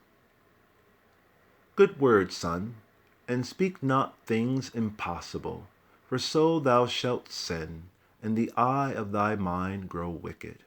The sensible body of nature is far from the essential generation, for that is subject to dissolution. But this not, and this is mortal, but this immortal. Dost thou not know that thou art born a God and the Son of the One, as I am? How fain would I, O Father, hear that praise given by him, which thou saidst, thou heardest from the powers which I was in the octonary, when I was in the octonary. As Pymander said by way of oracle to the octonary, thou dost well, O Son, to desire the solution of the tabernacle, for thou art purified. Pymander, the mind of absolute power and authority, hath delivered no more unto me than those that are written, knowing that of myself I can understand all things, and hear and see what I will. And he commanded me to do those things that are good, and therefore all the powers that are in me sing. I would hear thee, O Father, and understand these things. Be quiet, O Son, and now hearken to that harmonious blessing and thanksgiving. The hymn of regeneration, which I did not determine to have spoken of so plainly, but to thyself in the end of all. Wherefore this is not taught, but hid in silence. So then, O Son, do thou standing in the open air, worship looking to the north wind, about the going down of the sun, and to the south when the sun ariseth, and now keep silent, son. The secret song, the holy speech. Let all the nature of the world entertain the hearing of this hymn. Be opened, O earth, and let all the treasures of the rain be opened. You trees tremble not, for I will sing and praise the Lord of creation, and the all and the one. Be opened, you heavens, ye winds stand still, and let the immortal circle of God receive these words. For I will sing and praise him that created all things, that fixed the earth, and hung up the heavens, and commanded the sweet water to come out of the ocean into the world inhabited and not inhabited, to the use and nourishment of all things. Amen. That commanded the fire to shine for very action, both to gods and men. Let us all together give him blessing, which rideth upon the heavens, the creator of all nature. This is he that is the eye of the mind, and will accept the praise of my powers. O all ye powers that are in me, praise the one and the all. Sing together with my will, all ye powers that are in me. O holy knowledge, being enlightened by thee, I magnify the intelligible light, and rejoice in the joy of the mind. All my powers sing praise with me, and thou my countenance sing praise, my righteousness by me. Praise that which is righteous. O communion which is in me, praise the all. By me the truth sings praise to the truth. The good praiseth the good. O life, O light from us, unto you comes this praise and thanksgiving. I give thanks unto thee, O Father, the operation or act of my powers. I give thanks unto thee, O God, the power of my operations. By me thy word sings praise unto thee. Receive by me this reasonable sacrifice in words. The powers that are in me cry these things. They praise thee all. They fulfill thy will. Thy will and counsel is from thee unto thee. O all, receive a reasonable sacrifice from all things. O life, save all that is in us. O light, enlighten. O God the Spirit, for the mind guideth our feedeth the word. O Spirit-bearing workman, thou art God. Thy man crieth these things unto thee through the fire, by the air, by the earth, by the water, by the Spirit, by the creatures. From eternity I have found means to bless and praise thee, and I have what I seek, for I rest in thy will. O Father, I see thou hast sung the song of praise and blessing with thy whole will, and therefore have I put and placed it in my world. Say in thy intelligible world, O Son. I do mean in my intelligible world, for by thy hymn and song of praise my mind is enlightened, and gladly would I send from my understanding a thanksgiving unto God. Not rashly, O Son. In my mind, O Father, those things that I see and contemplate I infuse into thee, and therefore say, thou Son Tat, the author of thy succeeding generations, I send unto God these reasonable sacrifices. O God, thou art the Father, thou art the Lord, thou art the mind. Accept these reasonable sacrifices which thou requirest of me. For all things are done as the mind willeth. Thou, O Son, send this acceptable sacrifice to God, the Father of all things, but propound it also, O Son, by word. I thank thee, Father, thou hast advised and instructed me thus to give praise and thanks. I am glad, O Son, to see the truth bring forth the fruit of good things in such immortal branches. And learn this of me, above all other virtues, entertain silence, and impart unto no man, O Son, the tradition of regeneration, lest we be reputed calumniators, for we both have now sufficiently meditated, I in speaking, thou in hearing, and now thou dost intellectually know thyself and our Father.